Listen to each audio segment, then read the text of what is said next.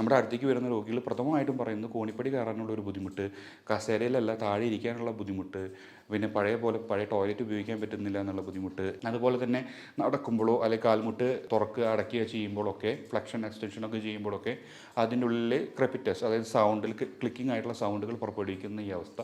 ഇങ്ങനെയൊക്കെ ആയിരിക്കും ഒരു ഗ്രേഡ് 1, 2ലുള്ള എല്ല് തേയ്മാനം തുടങ്ങുന്നത്. പിന്നെ 3, 4ലേക്കൊക്കെ എത്തുമ്പോൾ ശക്തമായിട്ടുള്ള വേദന, അതായത് 100-ൽ 70%, 80% വരുന്ന വേദന, ജോയിൻറ്റ് മൂവ് ചെയ്യുമ്പോൾ തന്നെ ശക്തമായിട്ടുള്ള വേദന, നല്ല രീതിയിലുള്ള ഫ്രിക്ഷൻ്റെ രണ്ട് എല്ലും തമ്മിൽ ഉരസുന്ന ക്രെപ്പിറ്റസ് പോലെയുള്ള അവസ്ഥകൾ, മുട്ട് അവസാനം ഗ്രേഡ് 4ലേക്കൊക്കെ എത്തുമ്പോൾ രണ്ട് മുട്ടും കൂടി ജോയിൻറ്റ് ചെയ്ത് പോയിട്ട് മുട്ട് വളഞ്ഞിട്ട് ആൾക്കാർക്ക് എന്താ പറയുക നിൽക്കാൻ പോലും പറ്റാത്ത അവസ്ഥ. അതായത് നമ്മുടെ മനുഷ്യ ശരീരത്തിൻ്റെ മുഴുവൻ വെയിറ്റ് മുട്ടിലൂടെ നമുക്ക് കാലിലേക്ക് എടുക്കാൻ പറ്റാത്ത രീതിയിൽ, നിൽക്കാൻ പോലും പറ്റാത്ത രീതിയിൽ വളഞ്ഞു പോകുന്ന അവസ്ഥയാണ് ഗ്രേഡ് 4ലേക്കൊക്കെ വരുന്നത്. നമസ്കാരം. യുവാക്കളിലും പ്രായമായവരിലും സ്ഥിരമായിട്ട് കണ്ടുവരുന്ന ഒരു വേദന ഉണ്ടാക്കുന്ന ഒരു അസുഖം തന്നെയാണ് സന്ധിവേദനകൾ.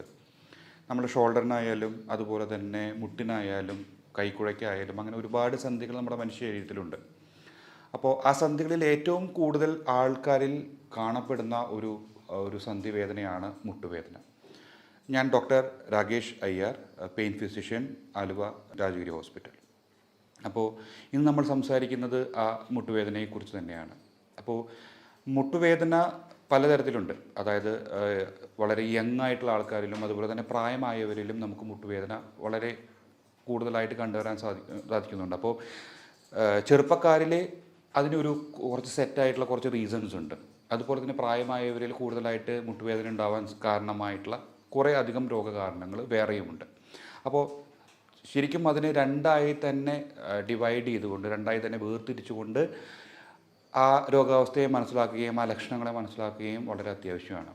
അപ്പോൾ നമുക്ക് ആദ്യം യുവാക്കളിൽ കാണപ്പെടുന്ന മുട്ടുവേദനയെക്കുറിച്ച് ആദ്യമായി തന്നെ നമുക്ക് സംസാരിക്കാം. അപ്പോൾ യുവാക്കളിൽ മുട്ടുവേദന എന്ന് പറയുന്നത് ചെറുപ്പത്തിലെ മുതലേ ഒരു ജനിതക വൈകല്യം മൂലമുണ്ടാകുന്ന മുട്ടിനുണ്ടാകുന്ന പ്രശ്നങ്ങളെ നമ്മൾ ഇതിൽ നിന്ന് ഉൾപ്പെടുത്തിയിട്ടില്ല. അത് കഴിഞ്ഞതിന് ശേഷം നോർമലായിട്ട് ഏകദേശം ഒരു 15-20 വയസ്സോളം മുട്ടുവേദന ഇല്ലാതെ കടന്നു വരുന്ന ആൾക്കാരിൽ പിന്നീട് ഒരു മുട്ടുവേദന ഉണ്ടാകുന്നതിൻ്റെ കാരണങ്ങളാണ് നമ്മൾ കൂടുതൽ സംസാരിക്കുന്നത്. അതിൽ തന്നെ ഭയങ്കരമായിട്ട് എക്സസർബേറ്റഡ് ആയിട്ട് ആക്ടിവിറ്റീസ്, അതായത് സ്പോർട്ട് ആക്ടിവിറ്റീസ് ആയിട്ടുള്ള ഫുട്ബോൾ, ക്രിക്കറ്റ്, അത്ലറ്റിക്സ് പോലുള്ള കാര്യങ്ങളിൽ ഏർപ്പെടുന്നവർക്ക് ഒരു പ്രത്യേക തരത്തിൽ വേറെ ആൻഡ് ടയർ ഉണ്ടാകുന്നു. അതായത് പെട്ടെന്ന് തന്നെ നമ്മുടെ മുട്ട് എന്ന് പറയുന്നത് നമുക്കറിയാം, നമ്മുടെ തുടയെല്ലുകളും അതുപോലെ തന്നെ കാലിൻ്റെ എല്ലുകളും നമ്മൾ യോജിപ്പിക്കുന്ന ഒരു ഇമ്പോർട്ടൻ്റ് ആയിട്ടുള്ളൊരു ജോയിൻ്റാണ്, സന്ധിയാണ്. അപ്പോൾ അത് 2 സന്ധികളുണ്ട്, 2 കാലിലേക്കും 2 സന്ധികളുണ്ട്. അപ്പോൾ ശരീരത്തിൻ്റെ മുഴുവനായിട്ടുള്ള ഭാരം ഈ 2 സന്ധികളിലൂടെയാണ് നമ്മുടെ കാൽപാദത്തിലൂടെ നമ്മുടെ ഭൂമിയിലേക്ക് എത്തുന്നത്. അപ്പോൾ നമ്മുടെ ശരീരം എത്ര ഭാരമുണ്ടോ അതിനൊക്കെ ഇതിന് താങ്ങേണ്ട അവസ്ഥ ഉണ്ടാവും. അപ്പോൾ ഒരു സ്പോർട്സ് ആക്ടിവിറ്റി ചെയ്യുന്ന ഒരാൾക്ക് എന്ന് പറയുകയാണെങ്കിൽ ഈ വേദനയും സഹിക്കണം, ഈ ഭാരവും നമുക്ക് കൺട്രോൾ ചെയ്യാൻ വേണ്ടി പറ്റണം. അതുപോലെ തന്നെ ഈ ചെയ്യുന്ന സ്പോർട്ട് ആക്ടിവിറ്റീസിനൊക്കെ ഈ 2 ജോയിൻറ്റുകളുടെ ഇടയിലുള്ള കാർട്ടിലേജിൻ്റെ ആക്ടിവിറ്റി ഉണ്ടാകുന്നു. അപ്പോൾ അത് ആ ഒരു ആ ഒരു സന്ധി പെട്ടെന്ന് തന്നെ ഒരു വേറെ ടയറിലേക്ക് പോയിട്ട് ഈ ലിഗമെൻ്റ് ഇഞ്ചുറീസും അതുപോലെ തന്നെ കാർട്ടിലേജ് ഇഞ്ചുറീസും ആർത്രൈറ്റീസും ഒക്കെ ഉണ്ടാകാനുള്ള ഒരു ചാൻസ് ഉണ്ട്. അപ്പോൾ അത് നമുക്ക് വേണമെങ്കിൽ ഒരു പ്രൈമറി ഓസ്റ്റിയോ ആർത്രൈറ്റിസ്, പ്രൈമറി എല്ല് തേയ്മാനം തന്നെയാണെങ്കിൽ നമുക്ക് സെക്കൻഡറി എന്ന് വേണമെങ്കിൽ കൂടി വിളിക്കാം. കാരണം സെക്കൻഡറി എന്ന് പറയുമ്പോൾ പാരാതൈറോയിഡിൻ്റെ അസുഖം, ബാക്കിയുള്ള അസുഖങ്ങൾ മൂലമുണ്ടാകുന്ന ഒരു എല്ല് തേയ്മാനത്തെയാണ് നമ്മൾ സെക്കൻഡറി എന്ന് പറയുന്നത്. എന്നാലും നമുക്കൊരു സോ കോൾഡ് സെക്കൻഡറി എന്നൊക്കെ വിളിക്കാൻ പറ്റുന്ന രീതിയിലുള്ളൊരു എല്ല് തേയ്മാനം, അത് ഓസ്റ്റിയോ ആർത്രൈറ്റിസ് ആണ് ഈ അത്ലറ്റിക്സിലൊക്കെ കാണപ്പെടുന്നത്. അങ്ങനെയുള്ള വ്യക്തികളിലും നമ്മൾ ആർത്രൈറ്റിസിലേക്ക് എത്തുമ്പോൾ നമുക്ക് അതിൻ്റെ ട്രീറ്റ്മെൻറ്റും അതുപോലെ തന്നെ പ്രായമായവരിലെ ട്രീറ്റ്മെൻറ്റും ഏകദേശം ഒരുപോലെയൊക്കെ തന്നെയാണ്. പക്ഷേ ആ സമയത്ത് പെട്ടെന്നൊരു ദിവസം ഒരു ഫിസിക്കൽ ആക്ടിവിറ്റി ചെയ്തതിന് ശേഷം പെട്ടെന്നൊരു വേദന വരികയാണെങ്കിൽ നമുക്കവിടെ അതിൻ്റെ ഉള്ളിലുള്ള മെനിസ്കസ്, ലിഗമെൻറ്റ്, ഈ നമ്മൾ പലപ്പോഴും കേട്ടിട്ടുണ്ടാവും ആൻറ്റീരിയർ ക്രൂഷ്യറ്റ് ലിഗമെൻറ്റ്, ACL ടിയർ എന്നൊക്കെ വളരെ കോമൺ ആയിട്ട് ഈ സ്പോർട്സ് മേഖലയിലുള്ള ആൾക്കാരൊക്കെ സംസാരിക്കുന്നതാണ്.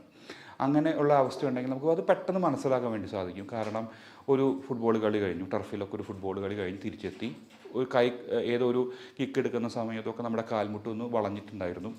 അതിൻ്റെ ഭാഗമായിട്ട് അപ്പം തന്നെ നീര് വന്നു, അപ്പം തന്നെ വേദന വന്നു. അപ്പോൾ ആ ഒരു വേദന എന്ന് പറയുകയാണെങ്കിൽ ഒരു 5-6 മണിക്കൂർ കൊണ്ടുണ്ടായ ആ വേദന നമുക്കൊരു ഓർത്തോപെഡിഷൻ്റെ സഹായത്തോടു കൂടി ട്രീറ്റ്മെൻറ്റിലേക്ക് പോകേണ്ട അവസ്ഥ ഉണ്ടാവും. നമ്മൾ ആ ഒരു സംഗതിയെക്കുറിച്ചല്ല പറയുന്നത്. വളരെ ഗ്രാജുവലായിട്ട് ഒരു 3-4 മാസം കൊണ്ട് ഒരു വേദന ഡെവലപ്പ് ചെയ്ത് വരുന്ന ഒരവസ്ഥയാണ് നമ്മൾ കൂടുതലായിട്ടും നമ്മുടെ പെയിൻ മെഡിസിൻ സ്പെഷ്യാലിറ്റിയിൽ നിന്ന് നമ്മൾ ട്രീറ്റ്മെൻറ്റിന് വേണ്ടി ചെയ്യുന്നത്.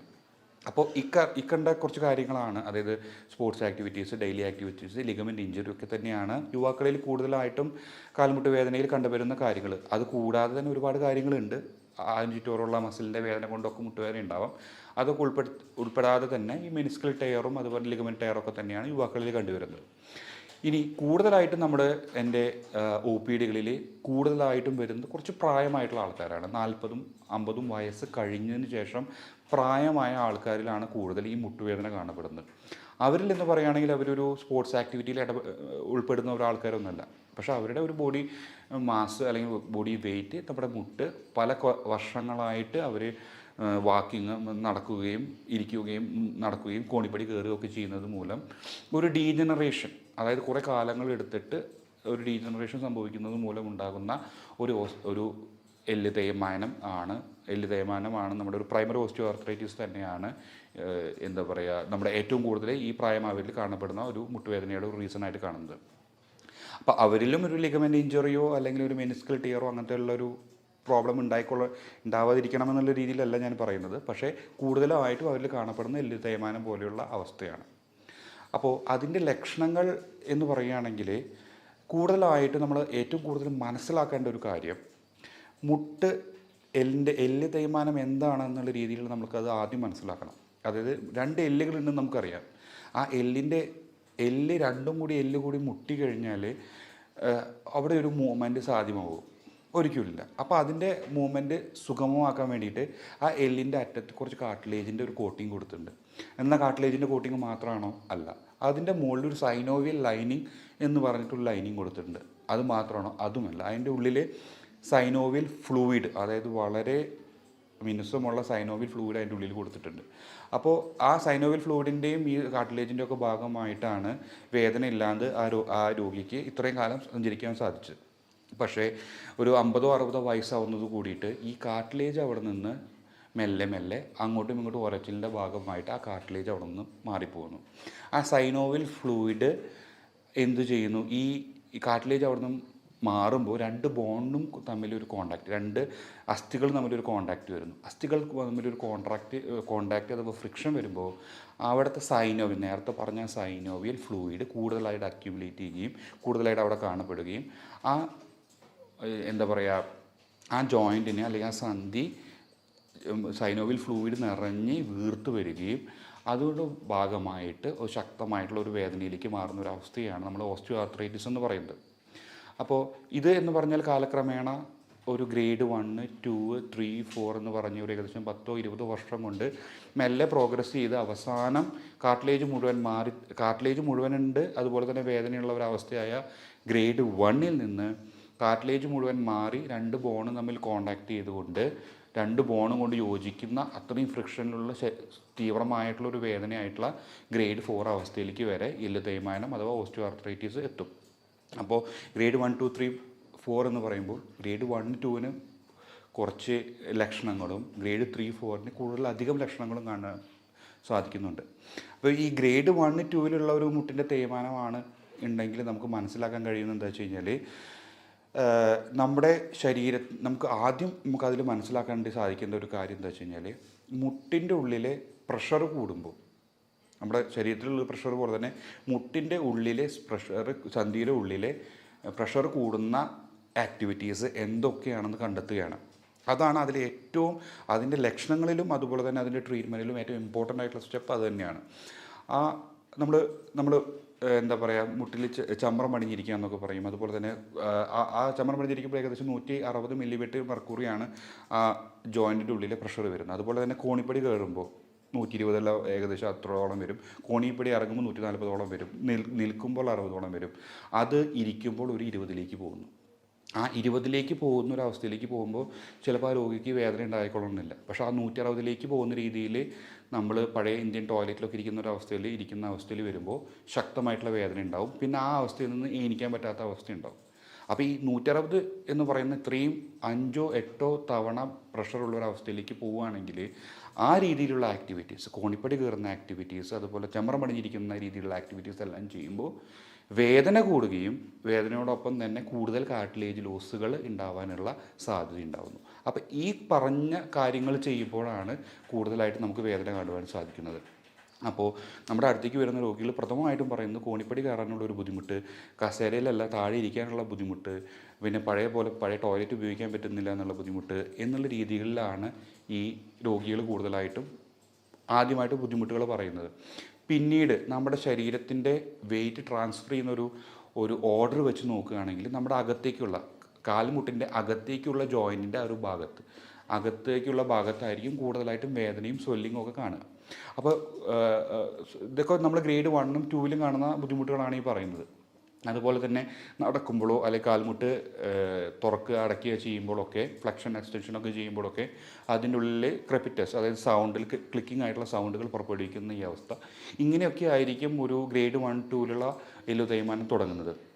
പിന്നെ 3ഉം 4ലേക്കൊക്കെ എത്തുമ്പോൾ ശക്തമായിട്ടുള്ള വേദന, അതായത് 100ൽ 70%, 80% വരുന്ന വേദന, ജോയിൻറ്റ് മൂവ് ചെയ്യുമ്പോൾ തന്നെ ശക്തമായിട്ടുള്ള വേദന, നല്ല രീതിയിലുള്ള ഫ്രിക്ഷൻ്റെ രണ്ട് എല്ലും തമ്മിൽ ഉരസുന്ന ക്രെപ്പിറ്റസ് പോലെയുള്ള അവസ്ഥകൾ, മുട്ട് അവസാനം ഗ്രേഡ് 4ലേക്കൊക്കെ എത്തുമ്പോൾ 2 മുട്ടും കൂടി ജോയിൻറ്റ് ചെയ്ത് പോയിട്ട് മുട്ട് വളഞ്ഞിട്ട് ആൾക്കാർക്ക് എന്താ പറയുക നിൽക്കാൻ പോലും പറ്റാത്ത അവസ്ഥ. അതായത് നമ്മുടെ മനുഷ്യ ശരീരത്തിൻ്റെ മുഴുവൻ വെയിറ്റ് മുട്ടിലൂടെ നമുക്ക് കാലിലേക്ക് എടുക്കാൻ പറ്റാത്ത രീതിയിൽ, നിൽക്കാൻ പോലും പറ്റാത്ത രീതിയിൽ വളഞ്ഞു പോകുന്ന അവസ്ഥയാണ് ഗ്രേഡ് 4ലേക്കൊക്കെ വരുന്നത്. അപ്പോൾ ഇതൊക്കെയാണ് നമ്മുടെ അതിൻ്റെ ലക്ഷണങ്ങൾ. അപ്പോൾ നമുക്ക് ചെയ്യാൻ പറ്റുന്ന ഒരു കാര്യം എന്താ വെച്ച് കഴിഞ്ഞാൽ ഗ്രേഡ് 1, 2 ഒക്കെ ഉള്ള അവസ്ഥയിൽ നമുക്ക് ഈ ലക്ഷണങ്ങളൊക്കെ കണ്ട് നമുക്കതൊരു ഓസ്റ്റിയോആർത്രൈറ്റിസ് ആണ് എന്ന് മനസ്സിലാക്കാൻ വേണ്ടി സാധിച്ചു കഴിഞ്ഞാൽ ആ സമയത്ത് നമുക്ക് കുറച്ചൊക്കെ കാര്യങ്ങൾ മാറ്റം വരുത്തുവാൻ വേണ്ടി സാധിക്കും. കാർട്ടിലേജിനെ നമുക്ക് തിരിച്ചു കൊണ്ടുവരാൻ വേണ്ടിയിട്ട് വൈറ്റമിൻ ഡി എന്ന് പറയുന്ന വൈറ്റമിൻ ഡിയുടെ ടാബ്ലറ്റ്സ് സ്റ്റാർട്ട് ചെയ്യുക, അതുപോലെ തന്നെ അതിനോടൊപ്പം തന്നെ കാൽഷ്യം സ്റ്റാർട്ട് ചെയ്യുക, പിന്നെ മുട്ട, പാല് പോലെയുള്ള കാൽഷ്യം അധികം അടങ്ങിയിട്ടുള്ള കാര്യങ്ങൾ ഭക്ഷണത്തിൽ ഉൾപ്പെടുത്തുക എന്നൊക്കെ ചെയ്യുന്നതോടൊപ്പം തന്നെ നമ്മൾ ഈ പറയുന്ന പ്രഷർ കൂടുന്ന സിറ്റുവേഷനുകൾ, അതായത് ക്ലൈംബിങ്, അതായത് നമ്മുടെ കോണിപ്പടി കയറുക, ചെമ്പറ പണിഞ്ഞിരിക്കുക, അങ്ങനെയുള്ള പ്രഷർ കൂടുന്ന കാര്യങ്ങൾ ഒഴിവാക്കുക.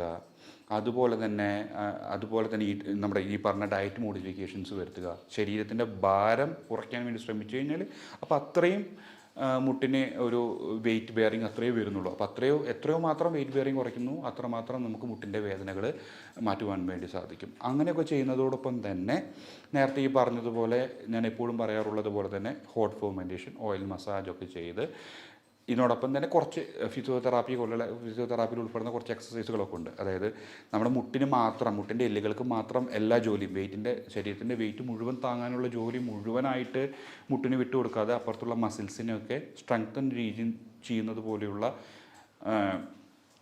എക്സസൈസുകളുണ്ട്. ആ എക്സസൈസ് ചെയ്യുന്നത് മൂലം തുടയുടെ മാംസപേശികളുടെ ബലം കൂടുകയും അത് ജോയിൻറ്റിലേക്കുള്ള പ്രവർത്തനത്തെ കൂടുതലായിട്ട് സഹായിക്കുകയും ചെയ്യുന്നു. അതുപോലുള്ള എക്സസൈസ് ചെയ്യുന്നത് മൂലമൊക്കെ നമുക്ക് ഗ്രേഡ് 1, 2 പോലെയുള്ള കാർട്ടിലേജ് ലോസുകളെ നമുക്ക് കൺട്രോൾ ചെയ്തെടുക്കാൻ വേണ്ടി പറ്റും.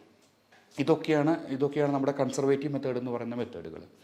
ഗ്രേഡ് 3ലേക്ക് പോകുമ്പോൾ 3ലൊക്കെ നമുക്ക് ഈ പറഞ്ഞ കൺസർവേറ്റീവ് ആയിട്ടുള്ള കാര്യങ്ങളെല്ലാം ട്രൈ ചെയ്ത് നോക്കാൻ പറ്റുന്ന കാര്യങ്ങൾ തന്നെയാണ്. നല്ല രീതിയിലുള്ള എക്സസൈസ് കുറച്ചും കൂടിയും അതിൻ്റെ കട്ടി കൂട്ടേണ്ടി വരും. ഏകദേശം ഒരു 1-2 കിലോ എടുത്തുള്ള എക്സസൈസുകളാണ് ഗ്രേഡ് 1, 2ൽ ചെയ്യേണ്ടതെങ്കിൽ ഗ്രേഡ് 3ൽ കുറച്ചും കൂടി അധികം വൈറ്റമിൻ ഡിയും കാൽഷ്യത്തിനെയും ഒക്കെ സപ്ലിമെൻറ്റേഷൻ ആവശ്യമായിട്ട് വരും. കുറച്ചുകൂടി എക്സസൈസും ഫിസിയോതെറാപ്പിയും ഒക്കെ ആവശ്യമായിട്ട് വരും എന്നുള്ള രീതിയിൽ ചിലപ്പോൾ ഗ്രേഡ് 3യും ചെറുതായിട്ട് കൺസർവേറ്റീവിലൂടെയൊക്കെ നമുക്ക് മാറ്റിയെടുക്കാൻ വേണ്ടി പറ്റും. അല്ലെങ്കിൽ ഫർദർ പ്രോഗ്രസ് ചെയ്യാതെ നമുക്ക് വീട്ടിലിരുന്നു കൊണ്ട് തന്നെ നമുക്കത് കൺട്രോൾ ചെയ്യാൻ സാധിക്കും. ഗ്രേഡ് 4 അവസ്ഥയിലേക്കൊക്കെ പോകുന്ന അവസ്ഥയിൽ പലപ്പോഴും നമുക്ക് എന്തെങ്കിലും ഒരു ഫിക്സഡ് ആയിട്ടുള്ള ഒരു ട്രീറ്റ്മെൻറ്റ് നമുക്ക് അതിനെടുക്കേണ്ടി വേണ്ടി വരും. അപ്പോൾ ഒരു ഓർത്തോപെഡിഷൻ്റെ സഹായത്തോട് കൂടിയിട്ട് ചിലപ്പോൾ മുട്ട് മാറ്റി വയ്ക്കേണ്ട ശസ്ത്രക്രിയ ചെയ്യേണ്ട ഒരവസ്ഥ ഒക്കെ എത്തുന്ന രീതിയിലുള്ള ഒരവസ്ഥയാണ് ഗ്രേഡ് 4. ഇനി അപ്പോൾ നമുക്ക് നമ്മുടെ ലക്ഷണങ്ങളിലൂടെ ഓസ്റ്റിയോആർത്രൈറ്റിസിൻ്റെ ലക്ഷണങ്ങളെക്കുറിച്ച് നമ്മൾ സംസാരിച്ചു. അതിന് നമുക്ക് തുടക്കത്തിൽ തന്നെ നമുക്ക് അതിൻ്റെ മാർഗ്ഗങ്ങൾ എന്താണ്, അതിനെ കൺട്രോൾ ചെയ്യാനുള്ള മാർഗ്ഗങ്ങൾ എന്ന് സംസാരിച്ചു. അതിനുശേഷം നമുക്ക് എക്സസൈസുകളും എല്ലാ കാര്യങ്ങളും സംസാരിച്ചു. അപ്പോൾ ഇതുകൊണ്ടൊക്കെ എല്ലാവരിലും ഈ രോഗത്തെ കൺട്രോൾ ചെയ്യാൻ പറ്റുമെന്ന് ചോദിച്ചു കഴിഞ്ഞാൽ ഒരു 80-90% രോഗികൾക്ക് ഈ കാര്യങ്ങളൊക്കെ ചെയ്യുന്നതോട് തന്നെ ഓസ്റ്റിയോആർത്രൈറ്റിസിൻ്റെ പ്രോഗ്രഷൻ, അതായത് ഈ ഓസ്റ്റിയോആർത്രൈറ്റിസ് എന്ന് പറഞ്ഞാൽ ശരിക്കും ഈക്വൽ ടു നമ്മുടെ ശരീരത്തിൻ്റെ വെയിറ്റാണ് അല്ലെങ്കിൽ ശരീരത്തിൻ്റെ ആക്ടിവിറ്റിയാണ്. അത് നമ്മുടെ ആവശ്യമായിട്ടുള്ള രീതിയിൽ ഡയറ്റിൻ്റെയും ഫിസിയോതെറാപ്പിയുടെയും സഹായത്തോടു കൂടി മാറ്റുകയാണെങ്കിൽ, വൈറ്റമിൻ ഡി കാൽഷ്യം സപ്ലിമെൻറ്റേഷനോട് കൂടിയിട്ട് മാറ്റുകയാണെങ്കിൽ നമുക്ക് അതിൻ്റെ പ്രോഗ്രഷനെ നമുക്ക് പ്രിവെൻറ്റ് ചെയ്യാൻ പറ്റും. ഇത്രയധികം കാര്യങ്ങൾ ചെയ്തിട്ടും ഡിസീസ് പ്രോഗ്രസ് ചെയ്യുകയാണ്, വേദന മാറുന്നില്ല എന്നുള്ള അവസ്ഥ വരികയാണെങ്കിൽ നമ്മുടെ ശരീരത്തിൽ നിന്ന് തന്നെ എക്സ്ട്രാക്ട് ചെയ്തിട്ട് PRP പോലെയുള്ള റീജനറേറ്റീവ് തെറാപ്പീസ് നമുക്ക് അവൈലബിൾ ആണ്. അപ്പോൾ ഇത് ഗ്രേഡ് 1, 2. അപ്പോൾ നമ്മൾ പറയും ഈ ഗ്രേഡ് 1, 2 എന്ന് പറയുന്ന അവസ്ഥയിൽ നിൽക്കുന്ന രോഗികൾ എന്തിനാണ് ഒരു റീജനറേറ്റീവ് ഫിസിഷ്യൻ അല്ലെങ്കിൽ ഒരു പെയിൻ ഫിസിഷ്യൻ്റെ അടുത്തേക്ക് പോകുന്നതെന്ന് ചോദിച്ചു കഴിഞ്ഞാൽ, വേദന കുറവാണെങ്കിലും ആ കാർട്ടിലേജൊക്കെ പോയിക്കൊണ്ടിരിക്കുന്ന അവസ്ഥയിൽ നമുക്ക് വേണമെങ്കിൽ നമ്മുടെ ശരീരത്തിൽ നിന്ന് തന്നെ ഒരു 50 ml ബ്ലഡ് എക്സ്ട്രാക്ട് ചെയ്തെന്ന് അതിൽ നിന്ന് തന്നെ PRP പോലെയുള്ള സാധനം ബ്ലഡിൻ്റെ അംശം വേർതിരിച്ചെടുക്കുകയും വീണ്ടും നമുക്ക് ആ മുട്ടിലേക്ക് ഇഞ്ചെക്റ്റ് ചെയ്യുകയാണെങ്കിൽ ഇതിപ്പോൾ PRP വളരെ ഫേമസ് ആയിക്കൊണ്ടിരിക്കുന്ന ഒരു ചികിത്സാ രീതി തന്നെയാണ്. അപ്പോൾ അത് എവിടെ ഡെപ്പോസിറ്റ് ചെയ്യുന്നോ അവിടുത്തെ കോശമായിട്ട് അത് മാറാനുള്ളൊരു കപ്പാസിറ്റി ഉണ്ട് ഈ PRPക്ക്. അപ്പോൾ മുട്ടിൻ്റെ ഉള്ളിൽ ഇത് ഡെപ്പോസിറ്റ് ചെയ്യുകയാണെങ്കിൽ കാർട്ടിലേജ് പോയി തുടങ്ങുന്ന ഒരവസ്ഥയിൽ, അതായത് കൂടുതൽ പ്രശ്നങ്ങളൊന്നും സംഭവിക്കാത്ത ഗ്രേഡ് 2, 3 വരെയുള്ള അവസ്ഥയിൽ ഈ PRP ഡെപ്പോസിറ്റ് ചെയ്യുന്നതോട് കൂടിയിട്ട് അവിടുത്തെ കാർട്ടിലേജ് റീജനറേറ്റ് ചെയ്യുകയും മുട്ടുവേദന, ശക്തമായ മുട്ടുവേദനയൊക്കെ ഒരു ഏകദേശം 70 ഔട്ട് ഓഫ് 100 ഉള്ളൊരു മുട്ടുവേദനയൊക്കെ 0ലേക്കോ 10ലേക്കോ ഔട്ട് ഓഫ് 100ലേക്ക് എത്തുന്ന രീതിയിൽ നമ്മൾ PRP തെറാപ്പി വിജയകരമായിട്ട് ചെയ്യാൻ സാധിച്ചിട്ടുണ്ട്. ഇനി അതല്ല, PRPക്ക് പറ്റാത്ത രീതിയിലേക്ക് രോഗം മുന്നോട്ട് പോയിരിക്കുന്ന സിറ്റുവേഷൻസിൽ നമ്മൾ കൂടുതലായിട്ടും ഒരു ഡെഫിനിറ്റീവ് തെറാപ്പി എന്നുള്ള രീതിയിൽ ഒരു ഓർത്തോപെഡിഷ്യൻ്റെ സഹായത്തോട് കൂടിയിട്ട് നീ റീപ്ലേസ്മെൻറ്റൊക്കെ അഡ്വൈസ് ചെയ്യാറുണ്ട്. പക്ഷേ അതിനോട് ആ ഓപ്പറേഷനിലേക്കൊന്നും പോകാൻ താല്പര്യമില്ലാത്ത രോഗികൾക്ക് നമ്മളൊരു ഓപ്ഷൻ ഉണ്ട് നമ്മുടെ കയ്യിൽ. പക്ഷേ ആ ഒരു ഓപ്ഷൻ്റെ ഒരു പ്രത്യേകത എന്ന് പറഞ്ഞു കഴിഞ്ഞാൽ നമ്മൾ ഇപ്പോൾ PRP എന്ന് പറയുന്ന അവസ്ഥ ആ രോഗിയുടെ രോഗത്തെ ട്രീറ്റ് ചെയ്തുകൊണ്ടാണ് ആ വേദനയെ ട്രീറ്റ് ചെയ്യുന്നത്. അപ്പോൾ ഗ്രേഡ് 3, 4 എന്ന് പറയുന്നത് അതിൽ സർജറി ചെയ്യുകയാണെങ്കിൽ ആ രോഗത്തെ ഒരുവിധപ്പെട്ട രീതിയിൽ ട്രീറ്റ് ചെയ്തുകൊണ്ട് തന്നെയാണ് ആ വേദന മാറ്റുന്നത്. നമ്മുടെ ഗ്രേഡ് 3, 4 മീൻസ് ഓപ്പറേഷന് താല്പര്യമില്ലാത്ത രോഗികൾ, കുറച്ച് പ്രായമായിട്ടുള്ള രോഗികളാണെങ്കിൽ നമുക്ക് cooled radio frequency ablation of the genicular nerves എന്ന് പറഞ്ഞ രീതിയിലൊരു ട്രീറ്റ്മെൻറ്റ് നമ്മുടെ കയ്യിൽ അവൈലബിൾ ആണ്. എന്താ പറയുന്നത് വെച്ച് കഴിഞ്ഞാൽ നമ്മുടെ ആ ജോയിൻറ്റിലേക്ക് മാത്രം സപ്ലൈ ചെയ്യുന്ന കുറച്ച് ഞരമ്പുകളുണ്ട്. ആ ഞരമ്പുകൾക്ക് വേറെ ഒരു ജോലിയില്ല, വേറെ ഒരു മസിൽസിനെയോ വേറെ ഒരു കാര്യമോ ആ ഞരമ്പുകൾക്കില്ല ഈ ജെനിക്കുലർ നെർവിന്. ആ ജെനിക്കുലർ നെർവിൻ്റെ ആദ്യത്തെ സിറ്റിങ്ങിൽ നമ്മൾ ഒരു നമ്പിങ് മെഡിക്കേഷൻ, അതായത് ഒരു തെറിപ്പിക്കാനുള്ള ഒരു മെഡിക്കേഷൻ ഉപയോഗിച്ചിട്ട് നമ്മൾ അതിനെ തരിപ്പിച്ച് നോക്കും. ആ തരിപ്പിച്ചിട്ട് നിങ്ങളെ വീട്ടിലേക്ക് വിടും. ആ തരിപ്പിച്ച് നിങ്ങളെ വീട്ടിലേക്ക് വിട്ടിട്ട് ഏകദേശം നിങ്ങളൊരു 15 ദിവസം കഴിഞ്ഞ് തിരിച്ചു വരികയാണ്. ആ വേദന കുറവ് എന്ന് പറഞ്ഞ അവസ്ഥയോട് നിങ്ങൾ യോജിച്ചിരിക്കുകയാണ്, നിങ്ങൾക്ക് അത്രയും വേദന കുറവോട് കൂടിയിട്ട് നിങ്ങളുടെ ലൈഫ് മുന്നോട്ട് കൊണ്ടുപോകാൻ പറ്റുകയാണെങ്കിൽ നമ്മൾ ഏത് ഞരമ്പുകളെയാണോ തരിപ്പിച്ചിട്ടുള്ളത് അതിന് നമ്മൾ റേഡിയോ ഫ്രീക്വൻസി അബ്ലേഷൻ മെഷീൻ ഉപയോഗിച്ചിട്ട് അബ്ലേറ്റ് ചെയ്യാൻ ശ്രമിക്കും. അബ്ലേറ്റ് ചെയ്യാൻ ശ്രമിച്ചു കഴിഞ്ഞാൽ ഏകദേശം 2-3 വർഷത്തോളം എത്രമാത്രമാണോ നിങ്ങൾ തരിപ്പിക്കുന്ന മെഡിക്കേഷൻ ഉപയോഗിച്ച് നിങ്ങൾക്ക് റിലീഫ് ഉണ്ടായത് അത്രയും വേദന കുറവ് നിങ്ങൾക്ക് ഒരു 2-3 വർഷത്തേക്ക് ഉണ്ടാകും. അതിൻ്റെ ഒരു ഡിസ്ക്ലൈമർ അല്ലെങ്കിൽ അതിൻ്റെ ഒരു അടിക്കുറിപ്പ് എന്ന രീതിയിൽ ഞാൻ പറയുകയാണ്, അത് നമ്മുടെ രോഗാവസ്ഥയെ ഒരു രീതിയിൽ മാറ്റുന്നില്ല, പക്ഷേ വേദനയെ പൂർണ്ണമായിട്ടും മാറ്റാൻ വേണ്ടി സാധിക്കും. ഇനി ആ വേദനയെ പൂർണ്ണമായി മാറി ഇരിക്കുന്ന ഒരവസ്ഥയിൽ ഇനി നിങ്ങൾക്ക് വേണമെങ്കിൽ ഇടക്കാലത്ത് സർജറിയിലേക്ക് പോവുകയാണെങ്കിൽ സർജറിയിലേക്ക് പോവാം, അല്ലെങ്കിൽ സർജറിക്ക് വേണ്ടിയിട്ടുള്ള ഫോളോ അപ്പ് കാര്യങ്ങൾക്ക് നിങ്ങൾ സഞ്ചരിക്കുന്ന സമയത്ത് വേദന വേണ്ട എന്ന് തോന്നുകയാണെങ്കിൽ ഈ പ്രൊസീജിയർ ചെയ്തതിന് ശേഷം നിങ്ങൾക്ക് സർജറിയിലേക്ക് ഫോർവേഡ് ചെയ്യാൻ പറ്റും. ഇതാണ് നമ്മുടെ ഒരു അതായത് നമ്മൾ ബേസിക് ആയിട്ടുള്ള കാര്യങ്ങൾ തുടങ്ങി ഇപ്പോൾ ഇന്ത്യയിലും നമ്മുടെ പെയിൻ മേഖലയിലും അവൈലബിൾ ആയിട്ടുള്ള ഏറ്റവും ഇലാബറേറ്റ് ആയിട്ടുള്ള ഒരു ടെക്നിക്ക് വരെ നമ്മളിതിൽ ഉൾപ്പെടുത്തിയിട്ടുണ്ട്. അപ്പോൾ അതിൻ്റെ അവസാനമായിട്ടൊരു ചെറിയൊരു കാര്യം കൂടി പറയുകയാണ്, ഈ മുട്ടുവേദന എന്ന് പറയുന്നത് ഇത്രയധികം ആൾക്കാരിൽ കാണപ്പെടുന്നുണ്ട്. അത് നമ്മുടെ ഗവൺമെൻറ് പോലും മനസ്സിലാക്കിയിട്ട് ആയുഷ്മാൻ ഭാരത് പോലുള്ള സ്കീമുകളിൽ ഈ മുട്ടുവേദനയുടെ അബ്ലേഷന് വേണ്ടിയുള്ള ഇത് ഇൻഷുറൻസിൽ ഉൾപ്പെടുത്തിയിട്ടുണ്ട്. അതുപോലെ തന്നെ നമ്മുടെ കുറേ അധികം പ്രൈവറ്റ് മേഖലയിലുള്ള ഇൻഷുറൻസ് കമ്പനികളും ഈ രീതിയിലുള്ള പ്രൊസീജിയറെ എന്താ പറയുക റേഡിയോ ഫ്രീക്വൻസി അബ്ലേഷൻ പോലുള്ള പ്രൊസീജിയർ ഇൻഷുറൻസ് ക്ലെയിമിലൊക്കെ ഉൾപ്പെടുത്തിയിട്ടുണ്ട്. അപ്പോൾ അതെല്ലാം നിങ്ങൾക്ക് എല്ലാവർക്കും ഒരു ഇൻഫോർമേഷൻ ആയിരിക്കണം. കാരണം എന്താ വെച്ച് കഴിഞ്ഞാൽ നമ്മൾ കൂടുതൽ സംസാരിക്കുന്ന മറ്റു വിഷയങ്ങളെക്കാൾ കൂടുതൽ മുട്ടുവേദന വളരെ കോമൺ ആണ്. അതായത് നമ്മുടെ ഒരു വീട്ടിലെടുത്ത് നോക്കുകയാണെങ്കിൽ നമ്മുടെ വീട്ടിലൊരു 10 പേരുണ്ടെങ്കിൽ ഒരു പ്രായമായിട്ടുള്ള ആൾക്കാരിൽ എല്ലാവരിലും കാണുന്ന രീതിയിലുള്ള ഒരു അസുഖമാണ് മുട്ടുവേദന. തുടക്കത്തിലേ വരികയാണെങ്കിൽ PRP പോലുള്ള തെറാപ്പിയിലൂടെ കംപ്ലീറ്റ്ലായിട്ട് നമുക്ക് ഡിസീസ് തന്നെ മാറ്റി കൊടുക്കാൻ പറ്റും. കുറച്ച് വൈകിയാണെങ്കിലും പേടിക്കേണ്ട, നമുക്ക് കൂൾഡ് റേഡിയോ ഫ്രീക്വൻസി അബ്ലേഷൻ പോലുള്ള മെത്തേഡിലൂടെ ജീവിത സാഹചര്യം വളരെ രീതിയിൽ മെച്ചപ്പെടുത്താനുള്ള മെത്തേഡ്സ് നമ്മുടെ രീതിയിൽ അവൈലബിൾ ആയിട്ടുണ്ട്. അപ്പോൾ അപ്പോൾ അങ്ങനത്തെ സാഹചര്യങ്ങളൊന്നും വേണ്ടി വരുന്ന സിറ്റുവേഷനിലേക്ക് നിങ്ങൾ പോകാതിരിക്കുക. തുടക്കത്തിൽ തന്നെ നമുക്കത് കണ്ടുപിടിക്കുകയാണെങ്കിൽ എക്സസൈസ് പോലെയുള്ള മെത്തേഡ്സ്, അതുപോലെ തന്നെ നമ്മുടെ ഡയറ്റ് മോഡിഫിക്കേഷൻസ്, അതിലൂടെയൊക്കെ തന്നെ നമുക്ക് ഈ രോഗത്തെ വളരെ രീതിയിൽ കൺട്രോൾ ചെയ്യാൻ വേണ്ടി പറ്റും. അപ്പോൾ മുട്ടുവേദനയെ പറ്റിയുള്ള കാര്യങ്ങൾ കുറേയൊക്കെ കവർ ചെയ്യാൻ പറ്റിയെന്ന് നമ്മൾ കരുതുന്നു. ഇനി കൂടുതലായിട്ട് ഇതിനെ പറ്റിയുള്ള അറിവുകൾക്ക് വേണ്ടിയിട്ട് അടിയിൽ വരുന്ന നമ്പറുമായിട്ട് നമുക്ക് ബന്ധപ്പെടാവുന്നതാണ്.